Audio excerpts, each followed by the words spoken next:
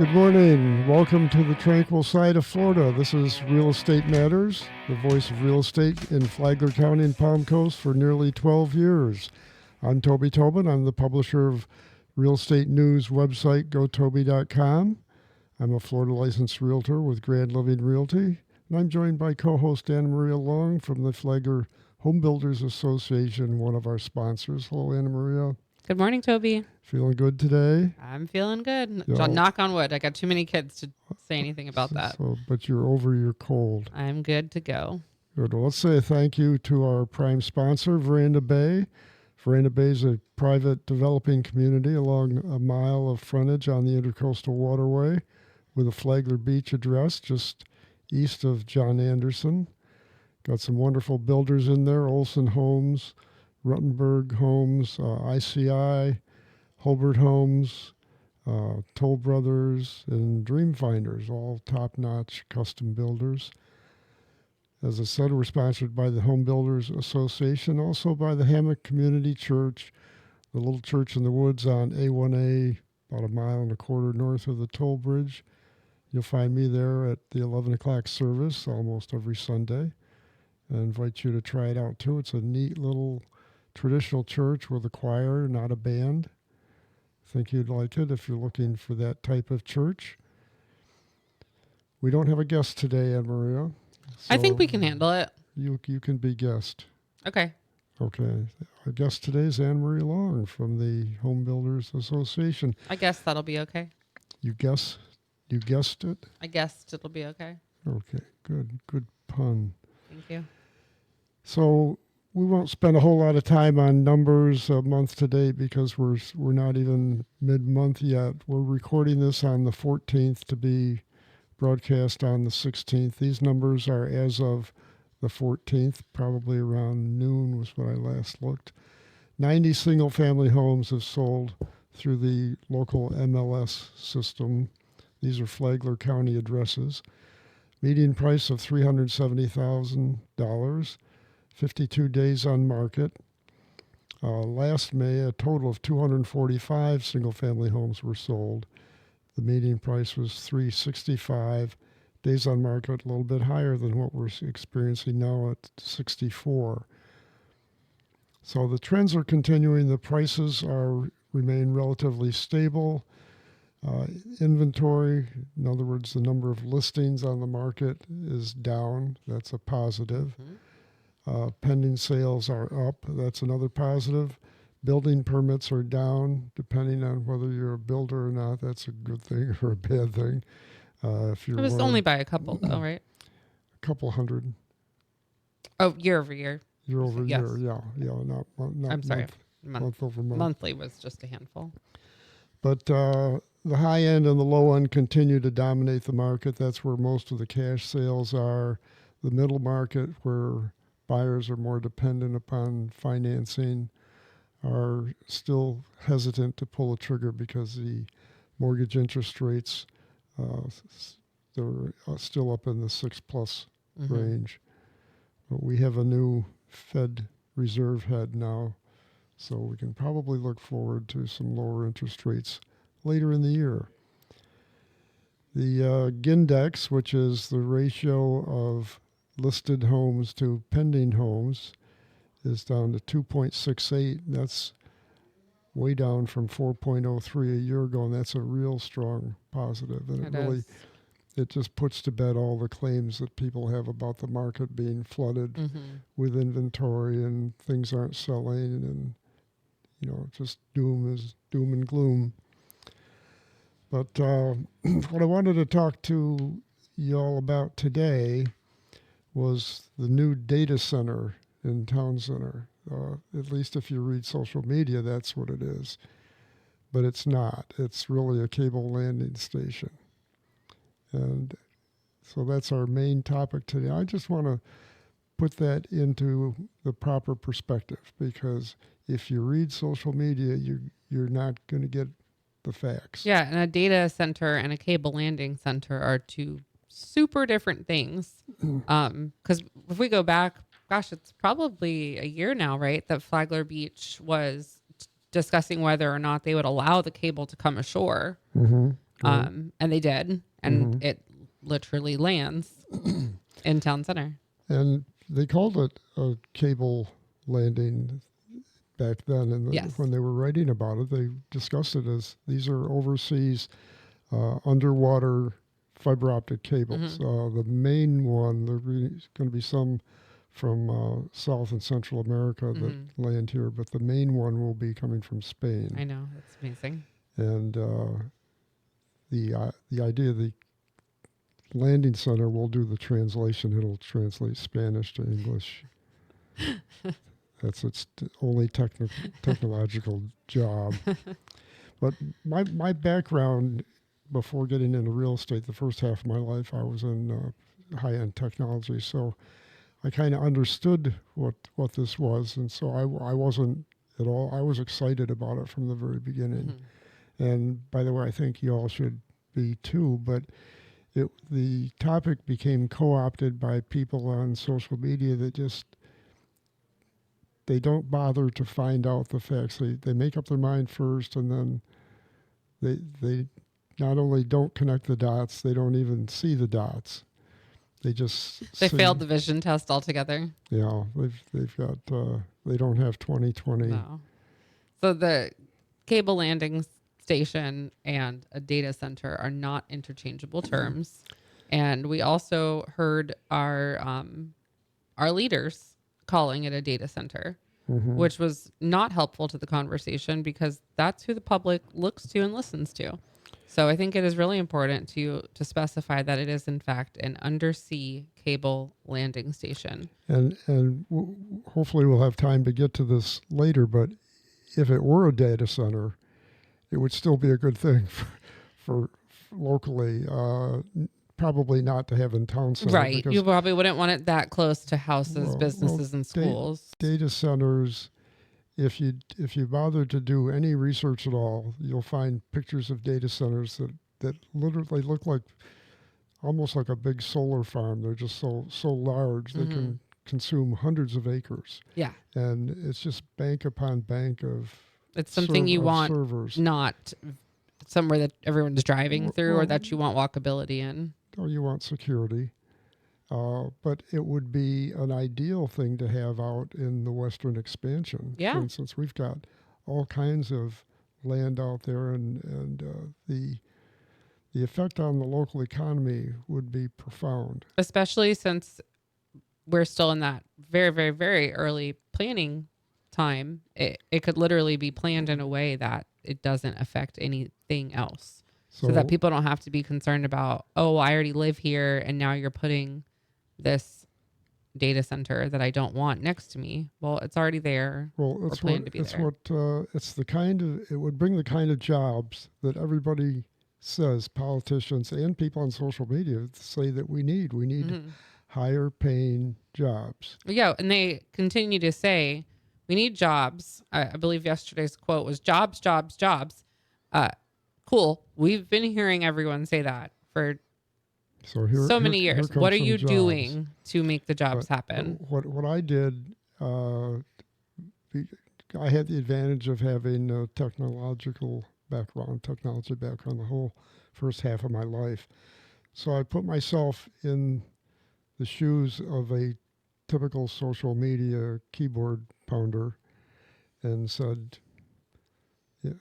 if I did that, I would go ahead and say things without looking up the facts. But it's so easy now with artificial intelligence just to type in a question. And so I asked Gemini. Here's what I typed in. I said, what effect will a new undersea cable landing station have on a local economy? And I asked AI, and here's Gemini's response. And we can stop and talk about as we go through, but I'm basically going to read from Gemini's response. An undersea cable landing station functions as a physical on-ramp for the global internet. So it's just like adding the new Matanzas Parkway interchange for I-95 that opened up expansion in the north side of town.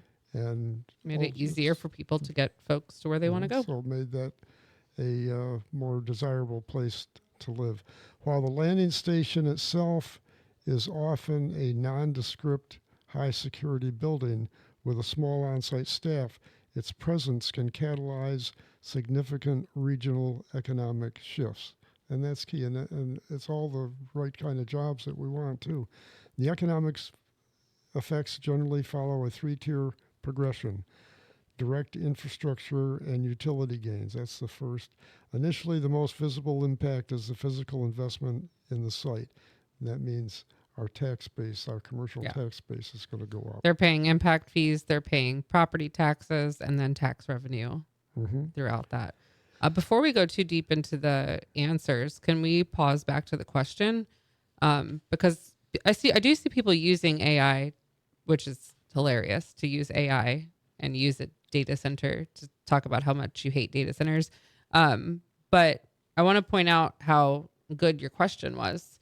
You didn't ask what is the positive effect. You did not ask what is the negative effect, or have any intonation to your question. You simply said what effect will, and you use the proper term, undersea cable landing station have on the local economy.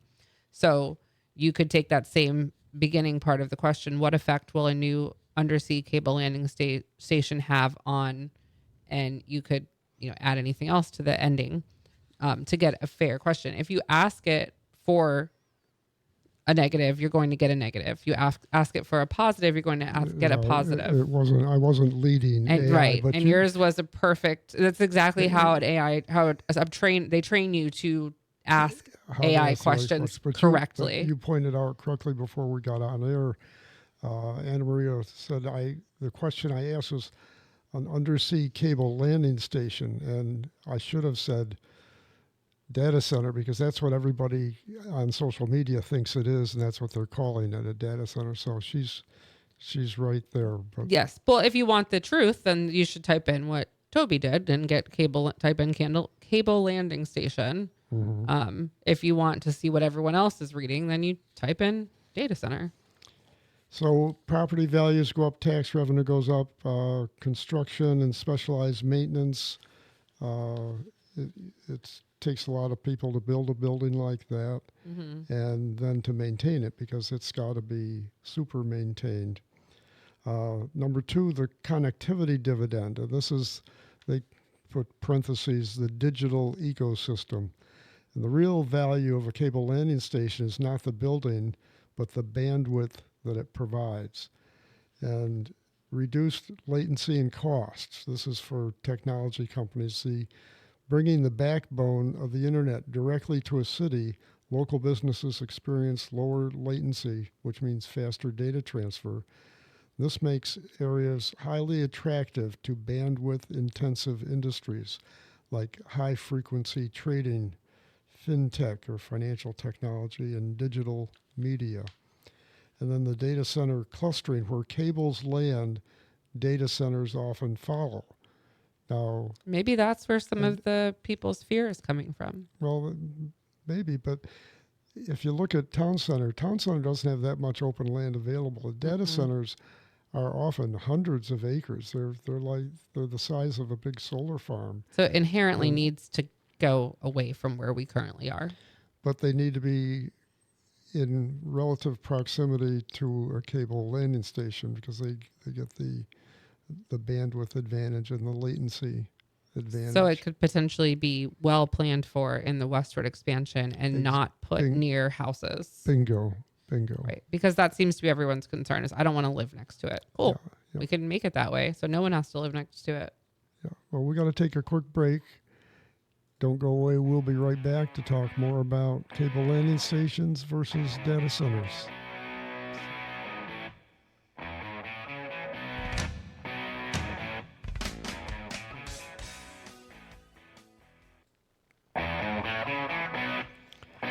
Well, welcome back, everybody. This is the second half of Real Estate Matters. Thanks for waiting for us as we took our quick break. We're talking about the cable landing station that's now under construction in Town Center, near where Royal Palms comes into Town Center Boulevard. You can drive by and see the activity. And we're trying to dispel a lot of rumors about the cable landing station, particularly among the social media folks, and they're confusing a cable landing station with a data center. And so, what we've been talking about since before the break, I asked artificial intelligence to help me out in plain English to describe what the real effects of a cable landing station are. So we'll go back. The number 3 effect is the broad macroeconomic spillovers, and that's the most important long-term effects. I'm just going to read what what artificial intelligence told me, and I connect with artificial intelligence very well because we're on the same level. Both of us, our intelligence is totally artificial. But this is the biggest item right here. I think that this item number 3, the macroeconomic spillovers, the gross domestic product and productivity boost. Studies have shown that a 10% increase in broadband penetration can lift a region's GDP growth rate by roughly 1.2 percentage points. That's big time. I mean, it sounds like a small number, but not when you're talking about the GDP. Right. The high-speed connectivity allows local small businesses to compete in the global markets more effectively. Then the job market transformation. While the cable landing station itself might only employ a dozen people, the secondary effects, such as attracting tech startups and enabling remote work for high-skilled professions, can shift a local workforce from traditional sectors like manufacturing and retail, or in our case, hospitality and local government, And hospitals. toward higher value services. And the resilience, having a local landing station makes the regional internet much more resilient in the event of a terrestrial network failure elsewhere. The local economy remains on the grid, protecting financial transactions and supply chain communications. And that resilience really matters. I mentioned to you, Toby, earlier that I was reading a House bill today, a 52-page House bill, and from this last session, and I noticed in there that, and because it kind of struck me that when they're writing into state statute now about natural emergencies, referring to natural disasters, they're also including technological emergencies. That was the first time I'd seen that written into law. And it struck me. I don't know if you've caught it written in before. No, I haven't, but I do know that the whole system of potential warfare worldwide is changing. It is. It's asymmetric. It could take us out. Two clowns in a garage could take down a whole It grid. absolutely can. And having that, I don't know, something just struck a chord in me to actually read it in a state statute that's been signed by the governor. So, this is major when we talk about all of our money and all of our accounts and even our health records. Everything is on the internet. It's all backed up by systems. Unless someone is so naive as to think that you can just take a snapshot and freeze time. Any thinking person has to understand that this is one of the best things that could happen to Palm Coast. And I mean that sincerely. This is huge. And there's a lot of fear mongering going on. Mm-hmm. And when you realize that fear mongering is just that, and it's not fact based, mm-hmm. Because the fear mongering is coming from, first of all, people who are saying that they live near a data center. So it's anecdotal information from someone who lives not near one of these. Mm-hmm. Mm-hmm. Or may or may not, because it's just another person on the internet or another profile on the internet. And, I very much so operate in facts more than emotions, which love me or hate me for it. Well, I agree 100%. One of the other things that is prominently stated on social media is that it's going to suck all our water table up, Yeah. and Yes. that's just totally wrong. They're not doing the research. They're not only not connecting the dots, they're not even finding the dots. They're not looking for the dots. This particular cable landing station is going to be water cooled, but it's a closed system. In the same way that your car radiators are clean. I've got 50,000 miles on my car now. I've never flushed the radiator, never had to put a drop of water in it because it's a closed system. That's very similar on a larger scale to what this data center is going to have. The thing that I regret is a couple of years ago, we had an opportunity to pass an ordinance that implemented a utility franchise fee That was the for electrical, right? for electrical. Yeah, And that would have and enabled the municipality to collect on the people could the have- companies who don't pay taxes. right. You could have Hospitals. could have collected up to 6%, and Yeah. the original vote was for this putting in this option, which would give them always the option to go to 6%, but it was only going to start at a 0.5%, and they chickened out.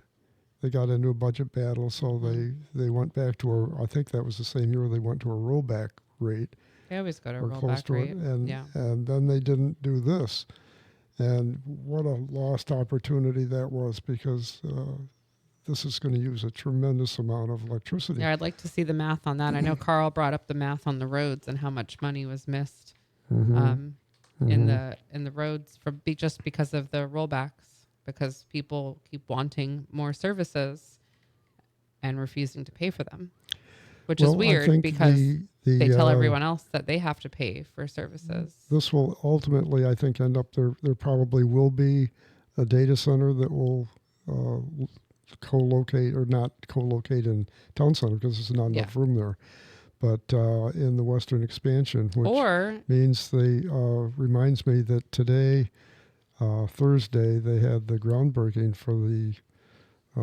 beginning of the loop road, which is going to go across the railroad tracks from Matanzas into this western sector and then loop back to Palm Coast Parkway. And it will get a lot of folks off of 95 through here. It will eliminate a lot of the accidents that occur in this area.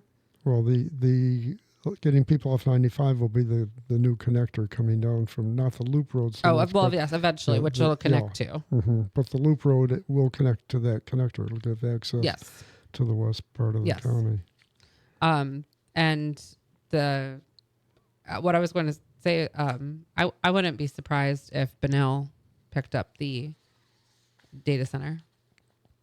That would be way It would cool. not surprise me at all, because people like to sit on Benel and say they're sleepy and old and lost in their ways, but I think they are making the absolute largest strides in economic development in our county, and they are becoming the most forward thinking, and they are not getting any of the kudos they deserve for it.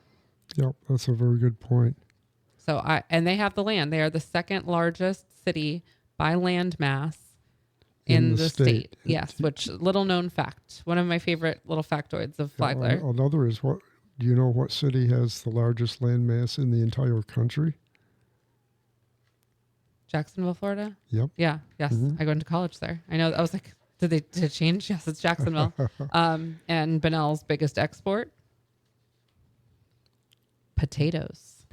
Yes, lots of our local farmers export potatoes for Lay's potato chips. And they export a lot of cabbage too. Yes, that is correct. Yep.